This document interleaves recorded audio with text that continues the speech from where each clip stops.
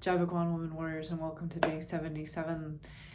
Today I wanted to just talk briefly about the idea of resiliency. It's something that has been coming up a lot lately for me, and I have no doubt for all of you as well. What really is resiliency? It's our ability to withstand difficult times and to be able to bounce back from them. So when I look at this from an Ayurvedic perspective with that architecture, I think about how it is so important for us to have our reserves. When things come our direction, it can often just literally suck the ojas, the immunity, the life force, the prana out of us. And whether those are transitions in jobs or different family circumstances, a death in the family, a loss of a relationship, shifting in a variety of different ways. These are things that impact us from the external environment.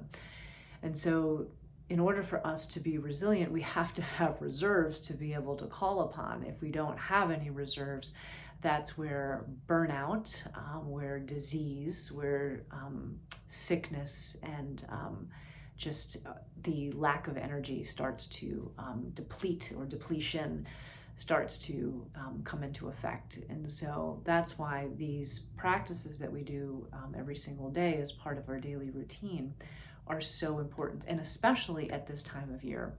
Right now during winter, we have this desire and this tendency to be inside, to store. And that's a natural part of the process. And so right now, my word to you, my suggestion, my guidance in this process is to build your reserves so that you can handle things as they come. By building your reserves, you are really taking on and being able to deal with resiliency.